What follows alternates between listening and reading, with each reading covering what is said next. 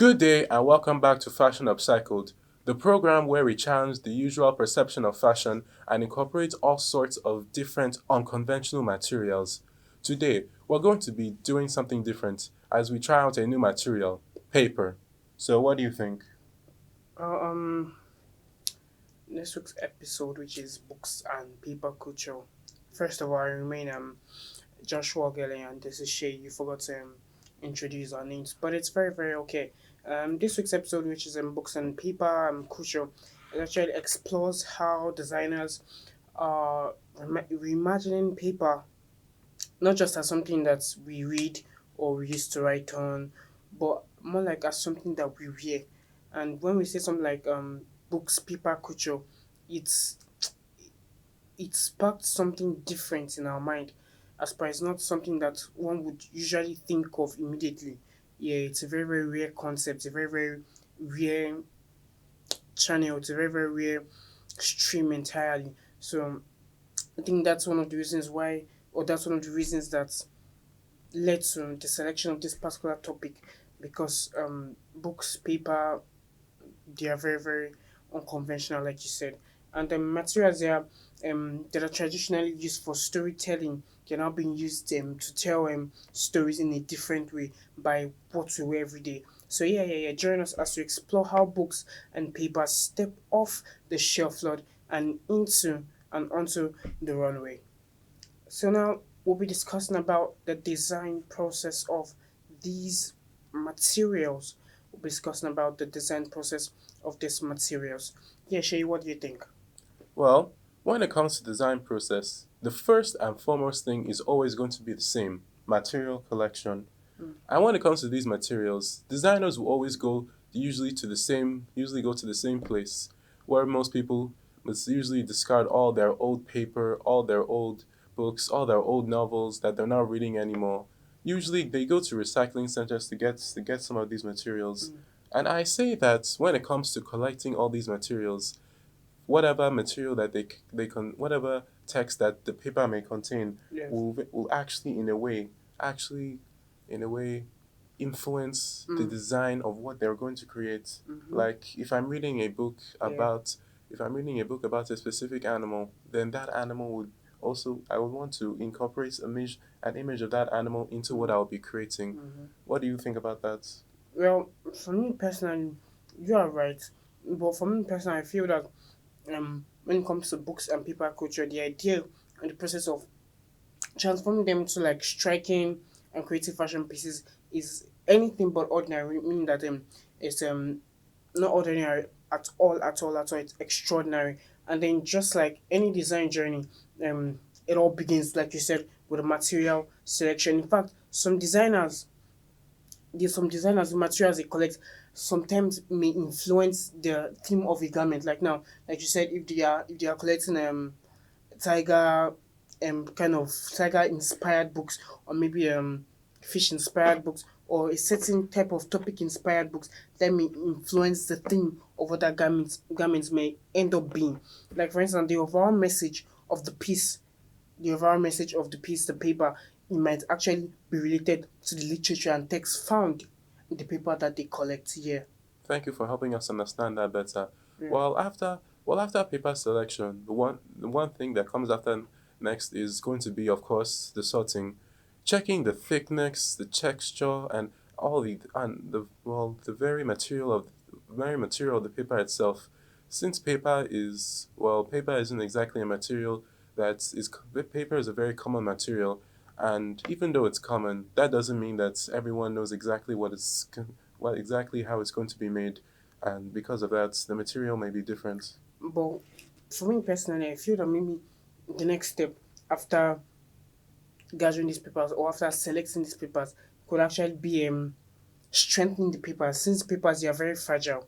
So it must be strengthened. You can't wear a fragile paper or you use a one out paper just like that. You can't just stitch it together, weave it together, and just bring it to a garment just like that. You have to first strengthen it so that whoever is wearing it will be able to wear it properly and be able to enjoy his or her time wearing it. So I feel that for me personally, the next stage after collecting of these garments is actually strengthening the static garments.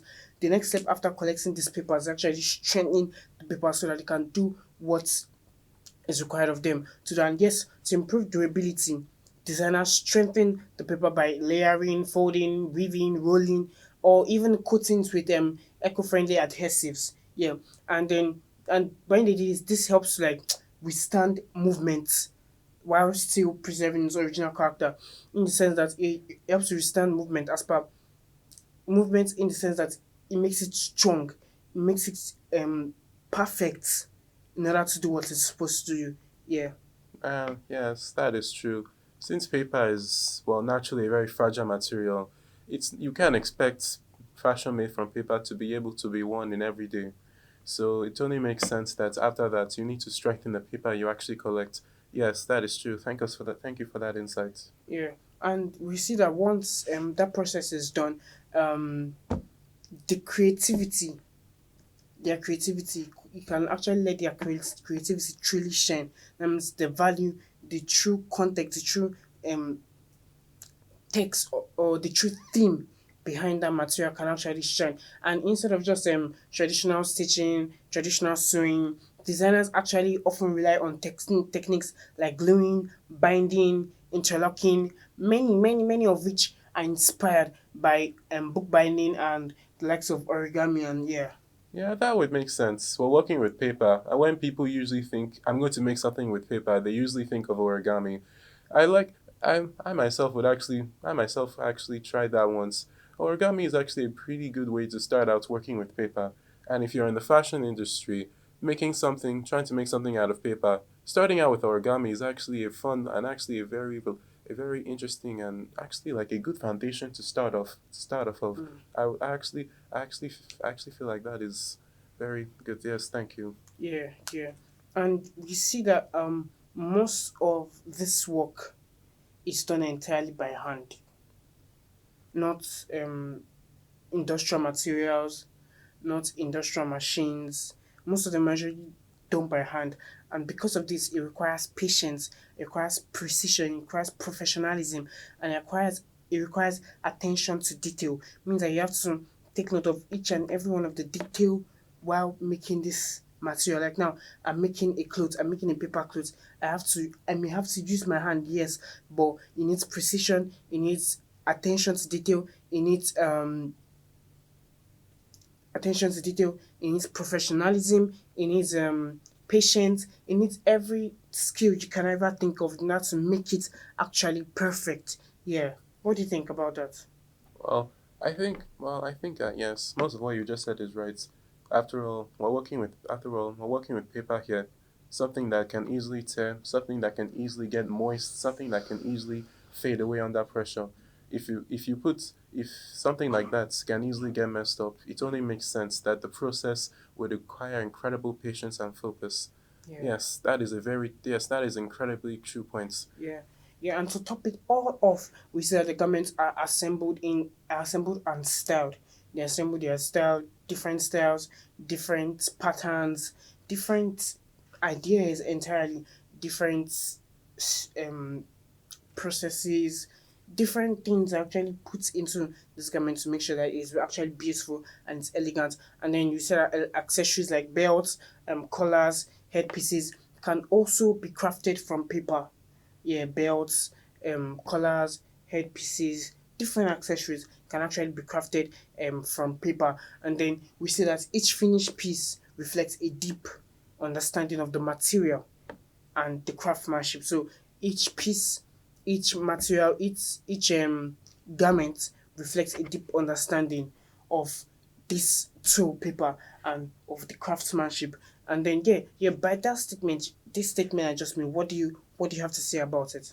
Well, since we just talked about how paper can be shaped to do anything in origami, I think that, well, I've already seen people make headpieces out of origami before. So if it can be made out of origami, then it can be made into fashion. Mm, mm. Yes, I think you're right. Yeah, yeah, yeah. And what all this shows us is that undeniable proof that even it's okay. Yeah, what all this shows us is an undeniable proof that even the most delicate, the most delicate materials can even make a powerful fashion statement. Yeah, even the most delicate materials, the most unconventional, like we always say, the most unused, the most thought of in quotes kind of materials are actually the ones that may even end up being one of the most powerful fashion materials and end up making one of the most iconic fashion statements. Well, guys, this has been a wonderful, wonderful, beautiful time we've had here with Shay here. Very, very interesting conversation about books and paper culture. Well, we'll be back after the break to give you more topics, more thoughts, more ideas on this topic. Stay tuned, guys.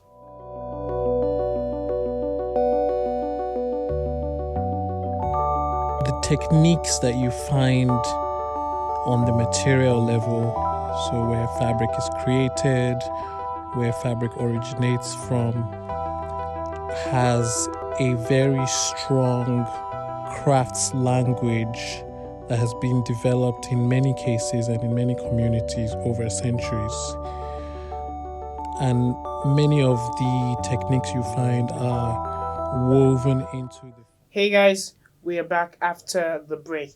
What a wonderful time it was in the last session where we talked about a brief intro into books and paper culture, and we also talked about the design process of these materials. Now we're going to move over to the environmental impact of this material. So Shay, what do you think are the environmental impact of books and paper culture? Well, for me, when I think about waste, the first thing that always comes to my mind is Waste? when I think about the waste in our environment. Waste. The Okay. thing that always comes to my mind is always going to be the paper that people throw away. Mm.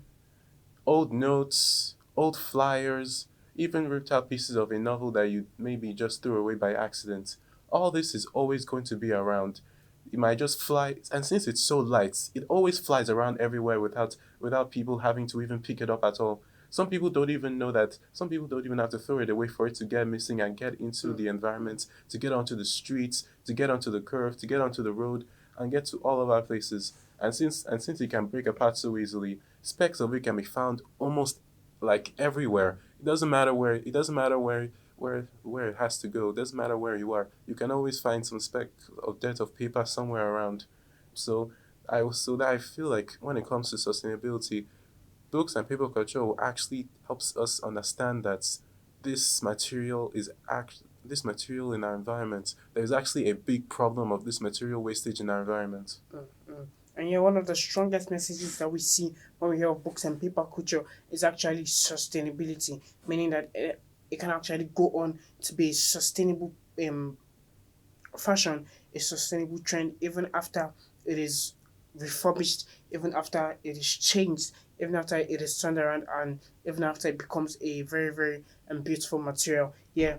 And then in a world where fast fashion continues to generate massive amounts of waste. Like you said, paper-based fashion offers a refreshing and thought-provoking alternative here.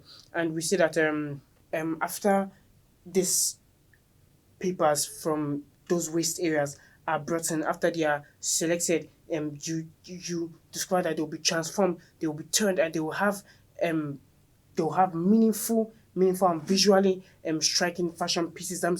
Something that was cast away, something that was written off will now become a very, very iconic, a very, very elegant, a very, very proper, prime and proper fashion and material. And then this idea, it actually promotes upcycling. It actually promotes this concept of upcycling, and it also challenges traditional fashion styles and it encourages more responsible production and consumption habits by people around here. Yes, yes, that's a good point. Since most people don't even think to recycle that paper, they sometimes throw it away without even thinking. And since that happens, I bet more than 80% of the paper in circulation would actually ends up just getting thrown away without even being recycled at all. If this idea, as it promotes upcycling, I feel like that number will decrease, and as a result, we will actually get to see less paper being thrown away. Mm. And even if it can't be reused the way it was before, it can still be reused in many ways, not just fashion, but in other ways as well. Yeah, you're right. You're right. And then they help to raise environmental awareness sparking conversations about waste, recycling, sustainability, and then these designs they end up becoming visual reminders that creativity can be a powerful tool for environmental advocacy, meaning that we could also go back to find other beautiful ideas, other beautiful innovations through this books and paper culture concept. And also they closely align with slow fashion principles as each piece takes time and patience, standing in contrast to mass produce clothing. So, what are your takes on this? Well, when I think about this, I just feel about when you value quality over quantity. Mm, Because most people, I feel like most people care more about how much is out there instead of exactly how much substance it has. When I think about this, I just think about how much is out there, and yet so little of it actually has real substance. When people take all these materials and actually put it together, I feel like when I look at it, I can see all the hard work, all the effort, all the all the sweats, all the love they put into this work, and I feel like this has substance, this has quality, and I feel like people should value that more than often. yeah, you're right. People should actually value that more than often. And we see that this idea it actually encourages um, us to, like you said, to value quality, creativity, purpose over quantity. And yes, that was very, very wonderful that you chipped in there. You said people usually value quantity over quality, which shouldn't actually be. People should actually value quality, the quality of things over the quantity, meaning that books and paper culture, they shouldn't actually be necessarily much, they shouldn't actually be necessarily much, but the quality should be actually extremely perfect. The quality should actually be extremely professional, meaning that they might mass produce a certain clothing or a certain material over and over again. But even clothing, books and paper culture clothing, they could just have like maybe 100 garments, a million, not maybe like 500,000 garments here and there. You get, even if they are not much compared to other materials, other clothing, at least those ones they'll be perfect. Those ones they'll be okay. Those ones will be good. You get, so, and we see that paper culture they may not replace our everyday life regardless, its true impact lies in the message it delivers. Yeah, any contributions to that? Well, yes, I feel like the message behind it is right. Because when it comes to paper and fashion, it's true that it may not be as durable as others, since fashion designers take so much time, but yet you can never really use it in everyday life. You can only use it in fashion shows, photo shoots, and on exhibitions. But still, the core impact, I feel like the main impact of this is the message behind it. The message saying that even this material that is being thrown away, it has another use. If it can't be used as what it was anymore, it can be used as this. That is the message behind this. Yeah, right. That's the message. The message is actually the message being passed here. So yeah, guys, that was another wonderful, insightful time in this segment. Very, very beautiful topic. We talked about the environmental impact, and we saw quite a number of it. Very, very wonderful points here. Yeah, and guys, stay tuned, stay glued to the edge of your seats. We'll be back with more exciting and insightful and deep ideas, deep thoughts to reason here. Okay, guys, we'll be back. The mantra is this is us. We create value. We believe in the work of our hands. We use local resources to serve local communities. All right, guys, we're back. That was a quick break, but I'm sure we all enjoyed it. Now, let's get into it. Another part of our program today will be exploring the different challenges, all the different all the different challenges of making paper couture. So let's get into it. When we're working with paper, it's only natural to think that it's going to be hard. The main problem with it is going to be its durability. Paper is very fragile, very soft, and very easy to. It just like also absorbs different moisture so easily. So it's going to be hard to work with, even for designers who are as creative and innovative as they are. So what do you think? Well, I feel that, yeah, in as much as it has been creative, in as much as it has been stunning, it also has its challenges, fair share of challenges. And one of them is the challenge of it being durable. It isn't too durable, its durability level is low. And since paper is easily affected by moisture, movement, pressure, it could break apart very easily.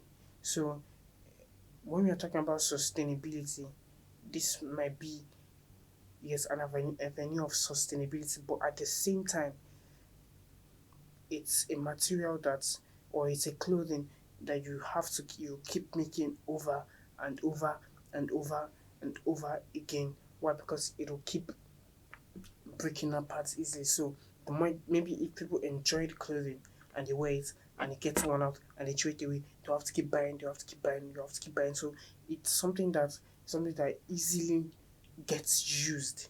And that would defeat the whole purpose of Yes. sustainability. Yes.